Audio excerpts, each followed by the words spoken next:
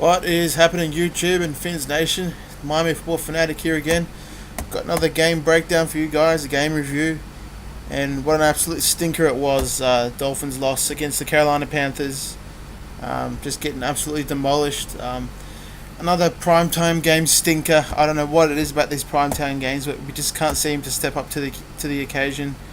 Whether it's a Monday night game on ESPN or a Thursday night game or even a Sunday night, which wasn't too bad against the Raiders last week, but when it's prime time, the Dolphins just can't seem to step up.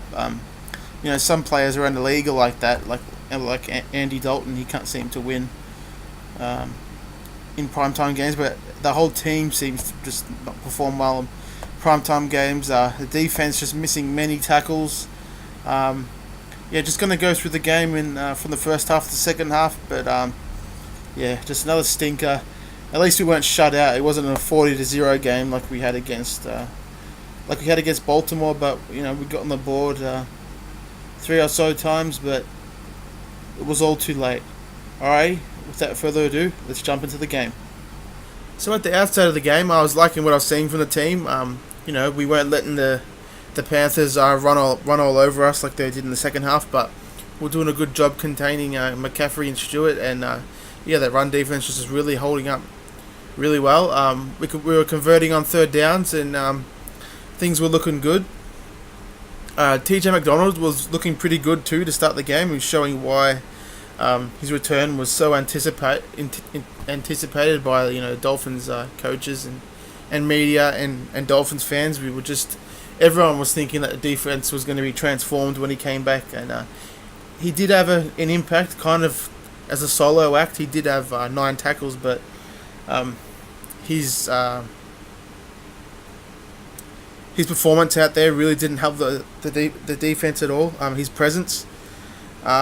He did have a couple of good stops, and he had a near interception in the red zone. I don't know why that wasn't a pick. He seemed to have possession before he hit the ground, or the ball hit the ground, so I don't know why that wasn't called a turnover, but whatever.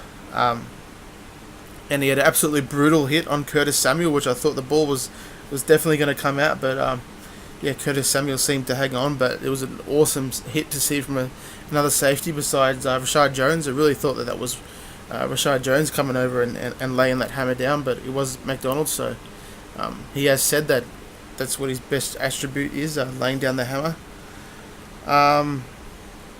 Damien Williams coming into the second quarter, he was getting into an excellent groove. He had multiple runs for first downs, doing a great job weaving through traffic, and also doing a great job of catching balls, which is what he's best at. Just showing his versatility. I don't know why we seem to get away from that the rest of the game, but Damien Williams was doing an excellent job getting us down into scoring range, into the red zone, which was a great score in the red zone, using the shovel pass to Julius Thomas for the score. That was great creativity on our part, and obviously giving the Panthers a taste of their own medicine. Cam Newton loves to use that shovel pass multiple times every game, so it was great for the Dolphins to shove that down their throat.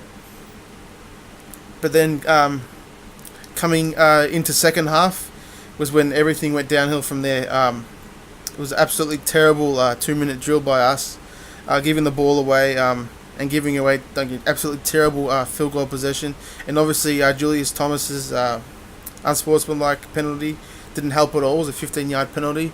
I'm sure other Dolphins fans were thinking this. We should have just run the ball out to end the first half. We were only down 3 points. That stupid turnover by Jay Cutler got us down 2 scores, and if we just had run the ball and gotten the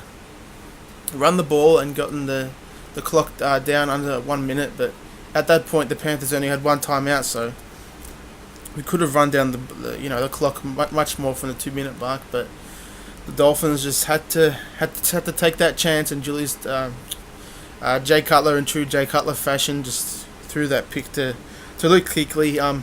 He had Jarvis Landry on a slant route. Jarvis Landry did trip on the field, but I think that if he gathered himself, and Jay Cutler, he had time to throw, he could have just zinged that little 4 or 5 yard completion to Jarvis Landry, but he just had to, as he's done his whole career, he just pushes the ball into those impossible pockets and gets picked off. He's got all the arm talent in the world, but just sometimes upstairs he just can't make the correct play. So everything went downhill from there. Our second half performance was just absolutely atrocious. Complete opposite to our decent showing. A decent play that we showed in the first half. The Carolina Panthers running game just really really opened up, and as Gay said, it was just an absolutely snowball effect. We couldn't contain any runs. Jonathan Stewart was just running all over us, and then Cam Newton, and then obviously the pass to Devin Funchess in the end zone. But that whole scoring drive was set up by the run game, and I don't know what happened. We came out.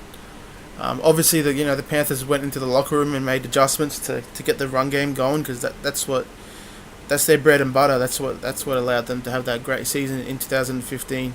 But the running game just completely opened up, and we just couldn't contain anything. I have no idea what happened. We were down big then, and then Kenyon Drake out of nowhere had a 66-yard touchdown run, which is absolutely awesome. We really thought that was gonna give us some juice and maybe get us back in the game. But what do we do on the next drive on defense? We give away a 69-yard touchdown to Cam Newton. Luckily, Kodre Tankersley was able to run him down. Tankersley's got great speed. He's able to run him down. But if it wasn't for Tankersley, that easily would have been a touchdown to the house. Just typical Dolphins. Kenyon Drake comes out and just makes an absolutely explosive play with a 66-yard touchdown, which is exactly what I've been waiting to see from him. I just know that when he gets his chance, he's got that explosive play in him every game. Last week against the Raiders, he had that big 40-yard plus run, but he had that great run, outrunning the whole most of the Carolinas defense. But after that, everything just went down from there. We couldn't get to our tackles. The coverage wasn't tight at all.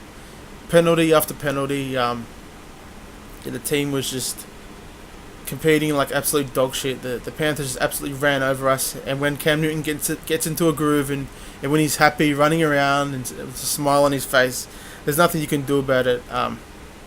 Just seems to snowball from there. I really said in the preview of the game, we really had to control the run game and their shotgun. That's what they run. They run simple, as Bucky Brooks said. They run simple, like high school offensive concepts, and we just could not defend those concepts because I don't know what it is. Run defense just went out the window. Normally the gaps that we were plugging up just weren't there in the second half, and the Dolphins just could not contain the run game. The Panthers almost ran for 300 yards and which was just absolutely atrocious. Jonathan Stewart, he was actually struggling this year. He had less than 3 yards a carry coming into the game, and against us he ran for 110 yards and 6.5 yards a rush, which is just terrible. And Cam Newton, 5 carries for 95 yards and a 19-yard average, which is, his biggest strength is using his speed and size to run the ball, and we just could not stop it. And then even the third string running back, Cameron Artis-Payne, he is a pretty solid, talented young running back. He's kind of like a young Jonathan Stewart, similar build, and he ran all over us too. 7 carries for 68 yards, a 9.7 yard average, and you also had 1 touchdown. So their running games absolutely destroyed us. And Devin Funchess multiple times was getting open. He had 5 receptions for 92 yards, 18-yard average, and 2 touchdowns. Just absolutely terrible job in the end zone, defending, not holding our coverage long enough, and just when we seem to get that negative attitude of the bench, does it seem like we can come back. That game against the Jets, what was it, 3-4 weeks ago, which is an absolute miracle when Matt Moore came in and got us back in the game. Don't know what happened there, but he seemed to get us back. But now we stand at 4-5 after being 4-2. Uh, or was it 4-3? I can't remember now. But yeah, I don't know what like. Cameron Wake pretty much sums out the whole attitude of a lot of the team and Dolphins fans. We just don't know what to do. We're such a roller coaster team. You know, just don't know what to expect coming into every game. We go up to Atlanta and beat Atlanta. So after that, what else can you expect? Like we really thought that we were gonna have much better games against other solid teams, but that wasn't the case. But yeah, TJ McDonald was definitely a bright spot. He had 7 solid tackles. Oh yeah, also another terrible thing this game was just the defensive line just really couldn't get much pressure. They talked about it on the telecast, and then Ndamukong Suh got a pressure, and so did Cameron Wake in the following play. But pretty much we couldn't get much pressures this game. We had no sacks. Our offensive line did a pretty good job. I thought we were going to at least give away 4 or 5 sacks this game, but defensive line did a pretty good job containing Charles Johnson and Julius Peppers. Julius Peppers, he's 37 years old. He's an absolute marvel. He's had, I think it's 7 or 8 sacks this season. So I thought he was gonna, rush wild on us, but we seemed to keep him in check. So that was a pretty good job by us. But other than that, not much more I can say. Absolute stinker of a game. The offensive stats are a bit of an aberration.